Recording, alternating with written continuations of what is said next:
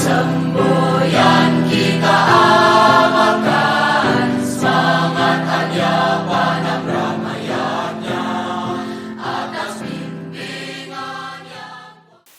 Halo Sobat Taksu, selamat datang di Bincang Taksu, berkarisma dengan ilmu pengetahuan.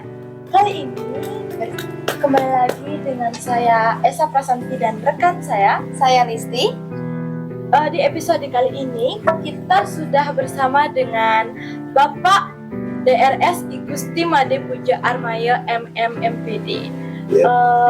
Beliau adalah Kepala Sekolah Pertama di SMA Negeri 1 Tampak Siri dan juga sebagai perintis di SMA Negeri 1 Tampak Siri. Nah Pak, jadi bisa nih diceritakan kesan Bapak selama bertugas di SMA 1 Tampak Siri itu gimana sih Pak? Itu tahunnya sudah tahun tak enak. Ya itu kan sebelum biasa kita bekerja itu pasti ada yang kesan itu ya di luar kesan. Biasanya kan kesan dan pesan. Jadi kesan kita itu ya suka dan duka itu mau tidak mau kita harus lalui. Harus ada. Ya kalau kita imbangkan di antara suka dan duka itu ya kalau duka itu sudah parah itu duka itu.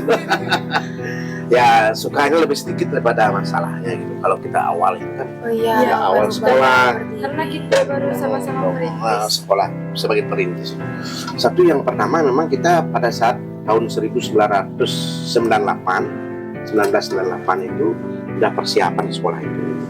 Persiapan karena Bapak Bupati waktu itu beliau lah almarhum Suwoto Budi Surawan. Beliau sangat senang melihat sekolah ini potret sekolah itu karena sekolah ini bukan dari APBN.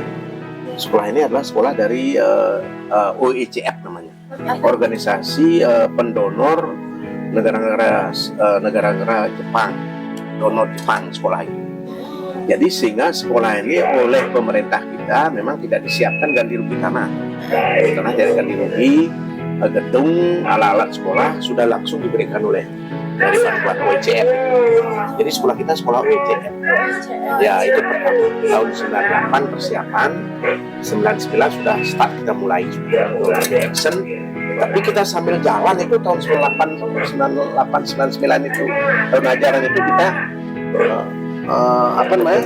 itu kita persiapan untuk ya mengadakan pendekatan dengan masyarakat. Karena Bapak Bupati waktu itu concern bekerja sama dengan Perjuru dan Desa Adat Dinas di sana. Desa dinasnya pada Desa Menokaye, desa adatnya adalah di Kekelian Dinas atau Desa Adat Menokayanya.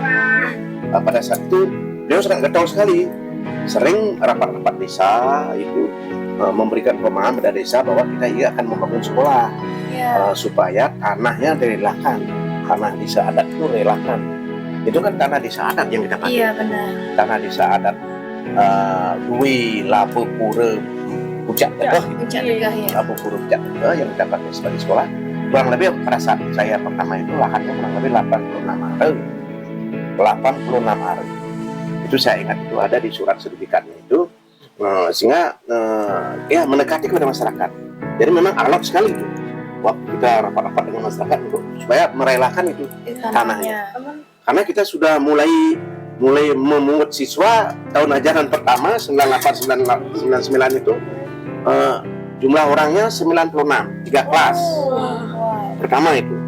Tapi kita masih masuknya di kantor desa. Kantor desa. Belum ada sekolahnya ya, kantor desa. Lalu nego-nego, sambil nego dengan masyarakat, kita nego dengan SMP. Lalu kita diberikan minjem di SMP 1 sekolah Tampak Siring itu, yang dekat istana itu. Jadi sementara kita minjem di sana kurang lebih hampir setahun dan kita minjem. Karena proses negosiasi tanah, lahan, serta ACC masyarakat, lalu dengan berbagai risiko lah, sehingga sampai sekarang itu kenangan saya itu selalu ketemu dengan Perjuru di sana, Perjuru adat dinas itu. Sampai sekarang saya masih tidak lupa dengan kebaikan orang-orang di sana itu. Bisa memperlancar lah atau kegiatan kita di sekolah, ada usaha kita untuk membangun sekolah itu, untuk mendekatlah sekolah itu, mendekatkan pendidikan dengan masyarakat. Karena pada saat itu ya mohon maaf saya di wilayah di sana itu anak-anak itu ya beda dengan di kota. Saya kan guru di kota, saya kaget itu melihat banyak anak-anak yang rambutnya merah itu, banyak yang sudah ditato badannya itu. Saya juga kaget masuk, wah, gimana anak ini mau jadi apa ini anak-anak semua itu? Saya masih di sini, saya apa antara di sini atau pergi atau masih di sini gitu ya? Saya antara ya dan tidak saya, karena masih banyak persoalan lah awal kita. Lalu akhirnya ya atas asum ketewiran nurgal karena kita orientasi pengabdian semua sekarang kudus mengerti semua teman-teman saya yang pada umumnya waktu itu didukung oleh guru-guru pindahan. Kalau tidak salah tidak lebih dari 12 orang, semuanya guru pindahan. Yang terbanyak adalah guru eksodus dari timur-timur waktu itu. Ya karena waktu tahun 98 itu terjadi Indonesia itu pisah dengan timur-timur itu. Sehingga teman-teman guru yang mengajar di timur waktu itu mereka sudah punya rumah ada di sana, ada yang sudah punya usaha ada di Sanding, jual nasi ada di sana, sudah bagus lah hidupnya di sana karena ada masalah lah gitu. Jadi timur-timur kan dilepas oleh pemerintah Indonesia tahun 98 itu. Ya teman-teman Oxodus dari sana banyak yang saya ajak ke sana mengabdi awal itu. Kurang lebih yang lokal kira-kira perintis kita 12 orang lah dulu, 12 orang guru awal itu. Ya, dan saya muridnya 96. Ya, kita beberapa bulan sekolah di kantor desa, minjem di SMP. Setelah negosiasi, tanah lokasi sekolah kita itu jeruk itu. Jeruknya atau buahnya bagus-bagus. Kelapa juga, wah banyak itu kelapa-kelapa. Makanya masyarakatnya kasihan dibongkar, kasihan di gitu. Tapi akhirnya kesepakatan bersama dengan pemerintah daerah, Kepala Dinas Pendidikan Provinsi almarhum waktu itu namanya Kanwil Pak Rades Bawa almarhum dengan Pak Cok Budi Suryawan sebagai bupati, nego dengan masyarakat Kupat dengan kepala desa dan pendesa itu diberikan 86 Maret akhirnya dibongkar lah itu jeruk, kebun jeruk dan kelapa arealnya 86 Maret. Setelah izin baru mulai membangun. Yang membangun waktu itu saya ingat dari leading sektornya PU Provinsi Bali. Ya, kurang lebih bangunnya hampir setahun. Maka kita per 1 Desember tahun 2000 rasanya kita sudah mulai nempati sekolah. Ya, memang tahun 99 kita sudah mulai menerima siswa. Makanya sekarang sudah 25 tahun lah, cepat sekali ya. Udah sangat lama. 25 tahun ya itulah. Memang itu kalau kita lihat sukanya lebih sedikit lah suka karena kita awal kita mengawali setelah ada setahun gedung belum semua selesai bertahap gitu. Akhirnya setelah ada gedung pertama dibantu oleh OCF, akhirnya baru pemerintah pusat, pemerintah provinsi membantu melengkapi alat-alatnya, menambah gedung-gedung lagi, menambah lab. Sehingga waktu saya tinggalkan 2007 itu ke Sukawati itu sudah punya lab komputer, punya lab bahasa, sudah elektronik sudah, dan CCTV sudah ada waktu zaman saya mengajar dari ruangan waktu itu. Mungkin tidak banyak sekolah yang punya CCTV waktu itu. Kalau saya tahun 2007 itu sudah mengajar dari ruangan pakai CCTV, melihat anak-anak di ruangan masih manual CCTV itu. Ya memang ya sudah kita lewat karena kita niat kita atas kebersamaan, kesepakatan dan kerjasama yang baik di antara teman yang saya ajak tim kita di sekolah dengan komite itu adalah dari unsur masyarakat, orang tua termasuk kepala desa dan pendesa memberikan support. Ya, jadi terwujudlah sekolah. Berarti kalau sudah dengan kerjasama yang baik pasti semuanya terwujud ya Pak ya. Tadi kan Bapak sempat bilang tentu dengan Bapak yang cukup lama mengajar di daerah perkotaan, tentu ada perbedaan sumber daya muridnya. Nah, bagaimana cara Bapak menghadapi perbedaan tersebut, menghadapi sumber murid di desa? Sudah pertama saya melihat murid itu pasti saya cek murid saya. Pada saat tahun itu belum ada kayak sekarang itu tes inteligensi. Sebetulnya pertama murid itu kan harus dites inteligensinya semua. Di kelompok kan ya dulu ini kelompok inteligensinya superior, ini inteligensinya menengah, ini inteligensinya di bawah gitu istilahnya kan harus dicek. saya tidak ngecek itu, tapi saya lihat banyak tahun 96 itu banyak yang sudah rambutnya merah, bertato itu, ada beberapa bibit yang saya lihat. Nah, ada beberapa mutiara di antara 96 anak itu. Akhirnya saya dorong dia, saya dampingi mereka dengan IT. Nah, pada saat itu masih jarang orang ber-IT. Ya. Saya kebetulan mengajar IT di SMA Mui. Pada saat itu belum ada Windows, kita masih pakai WordStar, pakai Lotus, pakai Symfony itu waktu itu. Jadi saya berikan introduction ya bagaimana mengenal tombol itu, ini function, ini numerik, ini apa itu. Itu saya detail itu ya.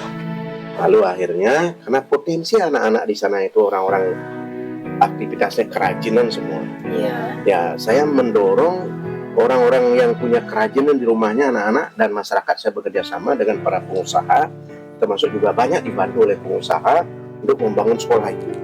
Jadi saya teringat dengan Dewa Haji Manjaya almarhum itu yang punya Kanaka itu, ya banyak diberikan semen dulu. Jadi Dewa semen 50 sekali minta semen, ya kasih Dewa 50. Nanti kalau kurang minta lagi. Ada sumbangan pasir dari masyarakat itu, ya Pak Mademawi yang punya mawar itu, ya banyak lagi ide bagus dari petani sekarang banyak kawan itu yang punya arshop itu. Ya pada waktu itu tahun itu memang ya barang-barang arshop itu laris, barang-barang itu ya habis krisis waktu itu. Akhirnya jadi yang punya barang-barang kerajinan di sana kan wilayah kerajinan. Dan kerajiannya beda-beda. Saya waktu sudah mencermati, kalau di Monokaya pasti orang buat gelang, gading, pasti itu.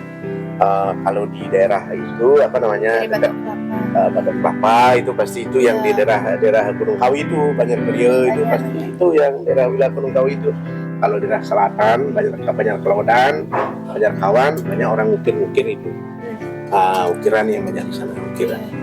Jadi di tempat Siring dengan di Tegalalang beda. Kalau di Tegalalang uang 1 juta bisa barangnya satu kol bisa. Kalau di tempat Siring uang 1 juta bisa masuk di saku barangnya kecil. Oh iya. Ya itu bedanya Tegalalang dan tempat Siring itu. Dari itu saya cukup cermati, sehingga saya mendorong anak-anak itu satu harus bisa komputer. Yang kedua saya bukaan warnet di sekolah waktu itu namanya Indonet.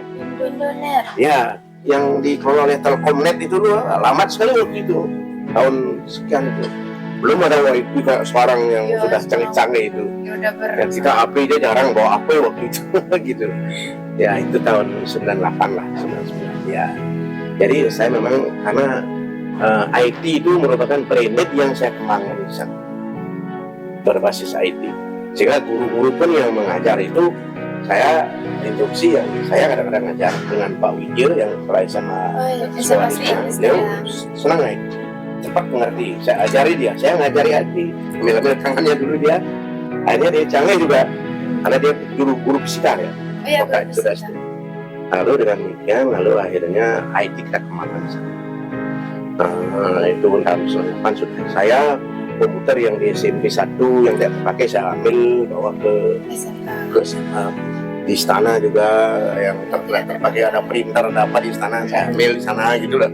Pinjam lagi minta, sehingga ada komplit banyak lengkap alat kita di sekolah. Anak-anak itu mau belajar dengan posisi tahun yang masih kurang. Ya 25 tahun yang lalu sudah. Saya sudah berpikir bahwa karena begini, Bali ini kan pulau kecil, kalau kita di Gianyar ya. Jadi apa yang kita jual ke depan? Yang kita jual budaya dan teknologi. Ya, makanya harus kita lestarikan budaya kita di Gianyar dulu. Karena di Gianyar tidak mungkin dibangun pabrik. Beda dengan di Kalimantan, tuh ada potensi batu bara itu. Di Jawa tanahnya luas, di sini di Gianyar kita budaya kita sempit. Kita mengandalkan budaya. Ya. Karena kita tidak mungkin menjual hal-hal yang lain. Kita ini saja pariwisata dan teknologi. Sekarang kan ada ekonomi digital. Ya, ekonomi digital. Ini nanti kita bicara itu. Ekonomi. Ya, ekonomi kreatif lah istilahnya. Kalau pemerintah kan sudah semua berbasis digital, pemerintahan sekarang. Pemerintah. Jadi ada namanya BSNP itu. Ya. Itu. Ya, itu sudah silakan lagi. Dari dengan yang masih yang terbatas gitu kan Pak ya. Mungkin bisa diceritakan prestasi-prestasi selama Bapak mengajar di sana, bertugas gitu yang pernah dicapai murid-muridnya Ya. dengan keadaan yang cukup terbatas gitu. Yang paling ngetren di sana prestasi olahraga kita dan seni. Karena sampai sekarang Masih Pak Dewi seni. Ngurah itu wah, saya murahnya. Pak Ngurah sama Bau terehwal itu. Didukung juga oleh teman-teman guru yang lain. Kadang-kadang walaupun dia tidak ngajar olahraga, dia juga bantu. Ya, jadi setiap ada gerak jalan itu kita bergengsi. Oh ini taksu pasti begitu. Taksu gitu Pak. Dari dulu sempat tanya orang-orang di sana. Dari zaman dulu orang di Pejang itu heran dulu. Oh ini taksu ini pasti. Ya itu memang taksu betul itu. Iya sangat-sangat mudah. Iya itu ya mudah-mudahan ke depan lebih baik. Olahraga dan saya juga IT dan yang paling branded waktu itu adalah kita sudah menjadi sekolah Adiwiyata. Adiwiyata. Ya Adiwiyata itu. Saya sudah Adiwiyata itu maksudnya sekolah yang berbasis lingkungan. Iya. Ya, sekolah Adiwiyata itu sekolah yang berbasis lingkungan itu ada maksudnya kita sudah dari tahun itu menerapkan istilah yang namanya clean and clean, bersih dan hijau. Maka waktu kita 1 Desember tahun 99 memasuki gedung itu, saya minjem truk sama guru yang dari Wanayu, ada guru teman saya itu, ya truk saya pinjam untuk itu membeli tanaman-tanaman ke sana ke marga itu, Tabanan itu. Sampai beberapa truk itu, karena syukur tidak ada teman yang saya. Karena saya menjadi guru di SMA Mui itu, saya peduli lingkungan, saya senang dengan ini. Coba lihat rumah saya. Sangat hijau ya Pak ya. Ya, saya memang senang sama tanaman, gemar tanaman saya. Maka oleh karena itu, sebenarnya saya di guru di Mui. Oh ini tanamannya harus dibuka. Tanaman itu beda-beda auranya dia. Iya. Jangan kita nanam tanaman aura tanaman itu, misalnya sejenis tanaman kemang kertas itu, bougainville, kemang kertas itu, tidak boleh ditanam di dekat natah itu, dan di natar dekat rumah itu harus dijauhin ya, karena dia auranya kasar. Kita bisa, karena tanaman itu kita bisa sering cekcok di rumah. Karena tanaman yang auranya bagus seperti palem merah itu, auranya bagus itu, ya itu kita cocok ditanam di halaman. Tanaman itu dia punya aura itu. Ya, baca buku yang itu apa namanya, buku saya lupa nama buku yang saya baca. Ya apalagi obat, tanaman obat kan banyak bisa di-download. Nah, ada buku yang dibuat Taman Bumi Banten. Ya, buku Taman Bumi Banten. Itu kalau nggak salah ditulis juga oleh teman itu senior saya, Prof. Winio. Taman Bumi Banten. Dia seorang dosen di Fakultas Hukum itu. Taman Bumi Banten itu buku yang menyebutkan berbagai aura tanaman. Ya, makanya hati-hati menanam pohon. Ya, coba itu dari awal SMA Tapak Siring sudah saya tata begitu tanamannya. Syukur tidak ada yang merotes saya. Oh Pak ini di sini. Saya yang pertama mengawal. Oh, tanaman ini cocok di sini. Yang ini tanaman tahunan, ini tanaman musiman itu. Ya. Nah berbicara kan tadi saya sempat Bapak nyinggung tentang aura tanaman gitu. Iya. Kan ada gitu katanya di SMA Negeri 1 Tapak Siring itu katanya ada penunggunya gitu. Oh Pak. iya, Mungkin itu bisa diceritakan. secara skala saya Iya, membuktikan itu. Makanya ini sesuatu yang memang sangat apa namanya, kita cerita tentang yang ada dan tidak ada. Ya ada yang tidak. ada Bagaimanapun juga saya dari awal itu membiasakan anak itu untuk yang datang masuk ke sekolah itu berdoa. Sebelum disanjil kan dia harus ke Padma sana berdoa dulu. Apalagi di sana lingkungannya adalah itu, apa namanya, banyak ya pura itu, dan memang di sana ada itu roh-roh halus. Iya. Ya roh-roh halus. Juga ada beberapa. Saya kalau di Excel kan pernah saya bongkar tembok, saya pergi rapat, temboknya kerja, tukangnya kerja, temboknya dibongkar tanpa kita ngatur tuning. Wah saya nggak bisa tidur, malam cari saya sama orang gede-gede itu, orang duit di sana itu, itu hitam-hitam orangnya. Iya orang gede-gede teman-teman itu. Lalu kita itu, ya disuruh saya ngatur dan kerja atau begini lah. Karena lingkungan sekolah itu lingkungan pura itu. jabu purut pujak tegal itu, kue purut itu, ya pur keramat itu. Makanya baru masuk aja saya pasti berdoa, saya mohon diberi izin gitu lah. Ya apalagi di Gunung Karang itu saya pernah sakit itu karena saya jarang natural rahapan di sana. Ya selalu saya ingatkan dengan teman-teman yang mengganti saya agar selalu itu harus natural rahapan. Nah, makanya kalau di sana orang di lingkungan sekolah apa aja ditaruh, tidak ada orang ngambil itu aman, itu tidak berani orang ngambil. Ya kalau ngambil itu harus seizin itu, apa yang ada di sana itu milik beliau-beliau itu gitu. Iya itu miskalanya memang tidak di sana. Kental Ya kental itu menurut saya kental. Saya sering itu sampai istri saya kadang-kadang malam saya kesana sama istri. Saya tidak enak rasanya harus saya ke sekolah malam ini, harus saya muspul atau bagaimana lupa. Ya kalau apalagi rainan odalan harus kita ya berdoa ke sana itu. Nah, soal itu saya tidak berani. Saya sangat meyakini bahwa segala sesuatu yang ada di sana di lingkungan sekolah itu apa yang mau kita ambil harus kita minta izin. Ya, minta izin, berdoa dan minta izin lah.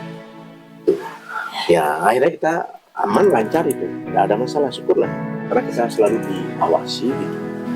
Ya kan ada itu masalah. Saya harus berdoa dulu. Anak-anak yang banyak juga anak-anak yang karena dia tidak perhatian dengan yang saya sampaikan, dia ora-ora begitu dia alami.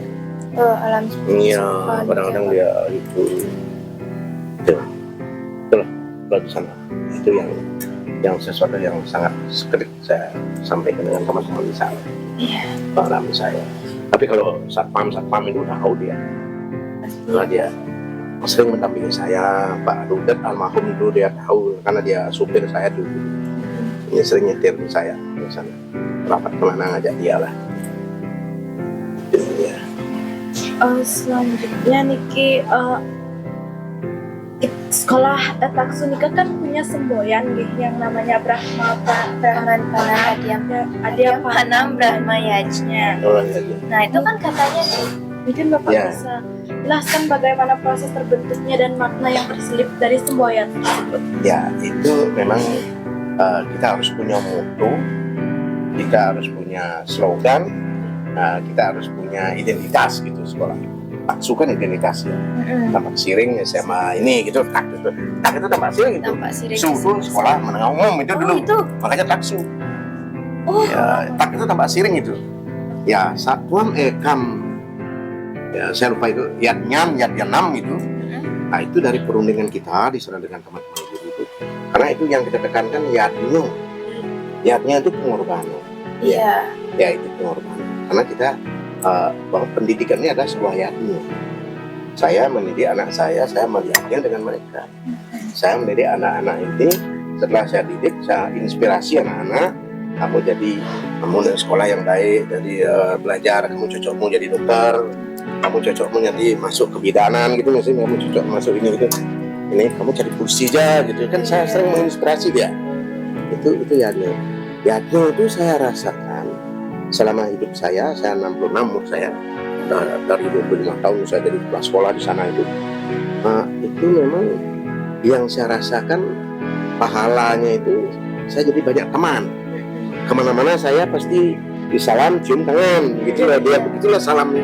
Oh kalau ini murid saya dulu, kalau dia cium tangan saya ada, kadang-kadang dia ada orang banyak, saya dicium tangan saya, oh itu Pak Guru gimana? Pak Guru Pak kepala sekolah itu. Oh itu murid saya.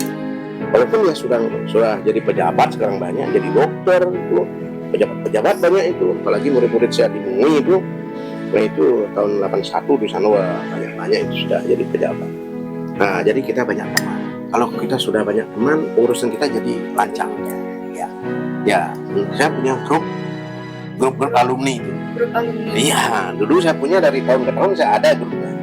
Oh ini angkatan pertama, ini angkatan kedua, ini ada grupnya dulu. Tapi dulu pakai apa namanya? Bukan kalau sekarang WA bukan sebelum WA apa namanya? Ya seperti ya. BBM. Sekarang sudah ada WA lebih cepat itu. Ya itu begitu.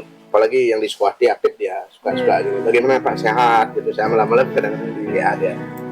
Ya itu pahala. Yadnya namanya gitu ya. Makanya ada filosofis yang mengatakan begini. Ya, artinya kan kita menanam Iya. bibit kita. Iya. Ya, kalau kita menanam bibit, benih kita tanam, kita hanya memanen sekali saja kita manen yang bibit itu. Kalau kita menanam pohon itu kan kayak pohon durian kita tanam itu kan kita bisa memanen setahun, Iya. tiap tahun panen durian itu. Iya, ada. Tapi kalau kita mendidik manusia itu adalah seumur hidup kita memanen itu. Ada filosofisnya. Yang kamu tanam apa? Benih apa? Pohon apa? Kamu mendidik manusia gitulah. Makanya ada yadnya. Itu filosofis Hindu itu. Niti sastra juga bilang itu. Makanya jangan diabaikan itu mendidik orang. Itu penting sekali. Ya, apa lagi? Silakan. Boleh. Mungkin Bapak kedepannya punya harapan dan pesan kepada kami generasi Taksu selanjutnya dan guru-guru yang sedang mengajari Taksu. Ya, ya karena kita umur itu kan nggak bisa udah semakin, saya sudah semasa tua ya. Sekarang teknologi sudah bagus-bagus, teknologi baru maju, ada digital, ada inilah itu apa namanya media sosial. Oh iya, sosmed ya. Dulu saya sering mengumpulkan HP anak-anak itu. Nggak saya kasih bawa HP ke kelas tuh. Maka di perpustakaan ada gudang untuk mengumpulkan HP itu. Di perpustakaan itu, yang di koperasi sekarang itu loh. Di bawah lab komputer itu, masuk itu tempat ngumpulin HP anak-anak itu. Semua anak-anak yang bawa HP, tapi diambil oleh satpam, kemudian di sana. Ternyata sekarang salah itu. Ya itu. Cuman saya orientasi kalau dia bawa HP pasti dia buka film porno itu anak-anak itu. Dilacak itu HP-nya dulu ya anak-anak itu. Kalau sekarang kan HP itu sekarang harus dimanfaatkan untuk untuk belajar. HP ini sekarang kan alat belajar, alat ya, bukan dia untuk hal-hal yang negatif itu menurut saya. Maka harapan saya itu di era kemajuan teknologi ini, ya mari kita bersama-sama lah, anak-anak juga selalu berinovasi. Jadi untuk mengembangkan diri, apa yang saya katakan tadi kan Bali ini sempit lah. Kalau kamu mau hidup di Bali, ingin di Bali, kamu harus bersaing di bidang teknologi ini lah. Tapi yang positif, jangan yang hoax itu loh. Jangan yang hoax itu loh, banyak yang hoax sekarang. Saya juga kadang-kadang tawa lihat itu orang bicara dan tahu apa bicara itu. Banyak bicara. Apalagi sekarang tahun politik itulah, banyak orang bicara kangen Makau itu. Nah itu, ya ini pendidikan ini penting loh, record itu. Ya pasti kamu ditanya kalau nanti kamu kerja di mana itu atau mau melamar, pasti yang ditanya kamu tamat apa, kamu bisa apa, gitu. Ya kamu bisa apa itu.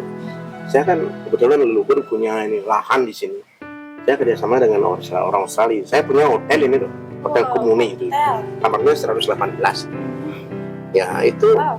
Jadi kalau banyak orang yang ingin bekerja, tapi saya tanya dia, kamu bisa apa? Bisa kebun apa bisa apa gitu loh. Ya saya sampai 300 lebih karyawan saya, 360. Saya kelola di sini ya.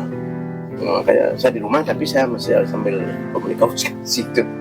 Nah itu sekarang ya, makanya anak-anak saya pesankan kamu jangan pernah puas belajar sampai di sini. Jadi long life education, belajar itu seumur hidup penting. Nah, walaupun perempuan yang kamu nikah nanti ya belajar terus. Karena apalagi seorang wanita itu harus lebih kuat mentalnya daripada laki. Wanita itu kamu nanti hamil dilihat orang baiknya, aku itu dah gitu. Ya itu kan harus kuat mental itu. Ya lebih ya apalagi ya punya suami yang memang lebih kuat mental wanita daripada laki. Ya harus punya mental yang kuat. Maka ditempa dengan baik itu. Ya ini belajar terus, bekerja gitu. Itu dengan demikian mengikuti perkembangan dan inovasi yang kita belajar yang konvensional. Sekarang tidak ada orang belajar konvensional itu. Belajar yang inovatif. Itu pesan saya kepada teman-teman. Ya, saya mengucapkan selamat berulang tahun buat keluarga di sana, keluarga Taksu yang ke-25. Dengan demikian, mari kita bangkit dan tambah semangat lagi gitulah. Ya, sehingga kita gali branded yang ada di sana. Dulu orang sekolah di sana, orang dari lebih kesian pun banyak yang sekolah di sana. Orang dari sekolah itu juga banyak yang sekolah di sana tempat sini dulu. Muridnya membludak sekali dulu itu. Nah, ini sekarang karena sudah era ada sekolah-sekolah baru, Batu kan belakangan ya. Tegaralang juga belakangan ya. Kita lebih dulu sekolah kita. Nah, itu apa yang saya katakan tadi, cara neken wadah itu, walaupun gede wadah lain banyak liu neken dan sama-sama semangat, kompak gitu. Ya, wadah itu ya, ya itu beban itu. Ya, karena hidup ini kan beban. Ya, sekolah juga beban. Saya berharap harus banyak branded yang harus digali di tempat Siring sesuai dengan potensi siswa yang ada. Teman-teman guru ini sekarang tidak hanya melulu hanya mengajar di kelas saja dia, tapi penting dia berinovasi.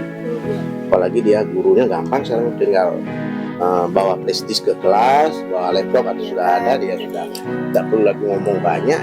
Masalah aja yang kita tayangkan, kita kerjakan bersama. Problem solving dan problem oriented gitu istilahnya itu ya. Apalagi sekarang belum berubah. Belum merdeka ini tidak ada jurus katanya SMA itu ya. Sudah. Makanya ini juga menuntut kita harus apa yang kita berikan pada anak-anak harus untuk dia tamat SMA Tambak Siring. Jangan kita ada kesan di masyarakat bahwa SMA Tambak Siring ini kok dibangun hanya menambah deretan pengangguran gitu. Jangan sampai ada kesan itu. Hanya menambah deretan orang yang minum di pos kapling itu, jangan begitu ya. Jangan sampai ke sana. Harus berinovasi teman-teman, sesuai dengan kemajuan yang ada. Apalagi tidak ada jurusan, harus diberikan. Walaupun begitu kan sore-sore waktu kan harus digali skill bidang keterampilan. Sekarang bagaimana memanfaatkan HP yang praktis kan semua anak sudah bawa HP sekarang. Sudah Android semua HP-nya, bahkan banyak yang punya Apple HP-nya itu. iPhone itu ya, itu ini harus diberdayakan. Bagaimana jangan yang minta pulsa, minta paket sama orang tua gitulah. Ya itu harus diberdayakan, HP ini bisa mencari uang itu. Itu bagaimana HP ini bisa dipakai untuk paling enggak kita belajar buat web itu kan bisa dapat uang itu. Orang-orang punya TikTok kan sekarang kan banyak punya uang itu. Walaupun kamu sekolah itu kamu bisa bisnis juga online kan. Ya bisnis kan banyak, bisnis obat-obatan, sekarang bisnis susu. Susu saya itu online aja beli sedikit. Dari itu. Iya itu namanya perwira swasta itu apa namanya? Inovasi sebagai apa namanya itu? Ya itu punya itu dah ke depan itu. Jadi walaupun kurikulumnya sekarang merdeka, tidak ada jurusan, ini harus inovasi. Kasih keterampilan apa yang cocok. Sesuai minat bakat. Ya, supaya juga match lingkungan sesuai dengan kebutuhan lingkungan yang ada, kebutuhan dunia kerja gitu loh. Itu walaupun SMA kalau dia ada bisa melanjutkan ini kan paling tidak ya bisa punya skill apa gitu. Harus kembali. Ini saran saya. Dan lagi sekolah harus juga memberikan penjelasan pada orang tua ini kenapa tidak ada jurusan kurikulum merdeka ini. Dulu kan anak saya jurusan IPA, IPS, sekarang udah ada. Ya orang tua juga harus diberikan. Kamu ada yang kelas 10 nih? Kamu kelas 10 ya? Kelas 10 Ini kelas 10 ya? Iya. Ya ini orang tua. Nanti kamu taman SMA pasti sama dengan taman SMP. Kalau dulu kan orang IPA ini masuk sini, tapi sekarang ya tapi harus melanjutkan, harus punya inovasi untuk melanjutkan sekolah. Ya sosialisasi dengan orang tua oleh pihak sekolah kan, supaya orang tuanya ngerti. Oh ini yang saya begini nanti. Nah orang tuanya sudah berpikir dari sekarang. Kelas dulu karena ambo berpikir kalau masuknya aku lah, bisa masuk aku kengken begitu lah. Ya itulah. Syukur anak-anak di Tambak Siring kebanyakan dia melanjutkan di sekolah kesehatan. Iya. Kesehatan, pendidikan banyak. Ya, kejuruan juga banyak. Ya, itu. Pokoknya yang relevan dengan dunia kerja lah. Kalau kamu berinovasi di IT, ya dunia kerjanya itu ekonomi digital. itu banyak kita bisa kembangkan. Misalnya dengan HP ini ngai game gitu, dia ada game, bisa jual game itu bisa. Ya programmer dipelajari tidak apa-apa. Belajar kan dari pelajari. Yang kan ngai game, untuk game bisa. Nah, lo ngelipis tuh. Apalagi sekarang kan anak-anak muda kan suka Iya, suka main game, ya merancang game. Kan dari HP itu. Iya, harus Sehingga bawa ke positif. HP itu diberdayakan ke yang positif. Jangan orang ngai noleh TikTok gitu, dan jangan sampai gitu. Kamu, karena saya sering imbau, kamu sudah SMA ini sudah dewasa, bukan lagi anak-anak dan remaja. Kalau anak-anak itu kan dia raja tuh, aku lagi ngomong-ngomongin harus biang tuh. Kamu remaja urin pindah ke pon makanya. Kalau sudah dewasa ini SMA ini dewasa itu, kamu sudah menjadi partner orang tuamu. Ya, partner orang tuamu untuk masa depan keluarga. Terusan kan orang Pak, susastra dipenikang buana. Nikah buana. Dengan ilmu pengetahuan kita bisa menguasai dunia ini. Iya. Kemudian bidang dengan ilmu, lain berpendidikan tinggi, tak punya wibawa, sehingga perlu dan gaya kemudian alih lagi orang menggaya gitu lah. Kan dia menjadi rumah, orang anak nelpon lagi orang menggaya gitu loh, kerja dari rumah itu gitu, ngalipis di rumah gitu loh. Ya gitu ke depan tuh ada banyak sedikit orang kerja di kantor kok. Jadi work and home istilahnya gitu. WHO. WFA. Oh iya, WFA. Ya, work and home. Ya, itu kamu harus budaya dari sekarang itu. Jangan perlu yang dan harus di kantor, ngajak di rumah kan mengenai work and home. Ya ini memanfaatkan umur masih muda, waktu masih panjang, apalagi sarana masih ada, orang tua juga mendukung itulah. Nah, bagus itu semuanya kamu itu yang tadi saya dengar. Iya. Ilmu pengetahuan. Dengan ilmu itu berwibawa gitu. Jadi karisma kita karena ada ilmu. Kepada kesenglah ilmu jadi semua karisma gitu. Tidak ada cahaya, ada kan? Ya karena ilmu ini seperti lilin itu istilahnya. Yang menuntun hidup gitu. Hidupnya lah. Jadi kalau itu mungkin karena juga waktunya terbatas ya Pak ya. Ya. Mungkin itu saja bincang-bincang dari kita. Ya. Selamat menikmati masa pensiun dan semoga apa yang Bapak lakukan ke depannya dipermudah. Ya. Terima kasih ya untuk waktunya. Terima kasih Sam. Ya, makasih. Selamat ulang tahun Taksu yang ke-25. Semoga menjadi primadona di Kabupaten Gianyar, di Provinsi Bali, bahkan di Indonesia. Dulu kita sudah sampai menjadi sekolah adiwiyata nasional. Nasional tuh untuk saya tuh foto saya dengan presiden dulu untuk mengambil piagam adiwiyata. Tapi saya taruh di kamar saya. Kamu mau lihat-lihatlah. Karena berkat adiwiyata. Ya, walaupun sejelek apa, kalau kita ngurus dengan baik, yang jeleknya jadi bagus. Iya. Kalau orang bagus kalau ngurusnya tidak baik, yang bagus jadi jelek. Kan itu benar ya, nah? Ya, walaupun jelek kalau urusnya bagus, karena yang ngurus bagus akhirnya jadi bagus. Nah, ada lagi kalau kamu jadi orang baik semua anak-anak Taksu ini nanti kamu akan ketemu dengan orang-orang baik, menjodoh orang baik ya. Kalau kamu orangnya tidak baik, kamu nanti ketemu dengan orang tidak baik, dengan pencuri kamu, orang peminum ketemu, mudah-mudahan tidak ya. Nah, itu. Jadilah orang baik. Nah Sobat Taksu, itulah tadi bincang-bincang kami bersama Bapak DRS Gusti Made Puji Armaya, MMMPD. Semoga informasi yang kita bagikan hari ini bermanfaat untuk kalian Sobat Taksu sekalian. Saya Listi, saya Esa, kami pamit undur diri. Sampai jumpa di episode Bincang Taksu selanjutnya. Dadah! Taksu Jaya, majulah engkau, raihlah cita-citamu nan suci. Taksu Jaya.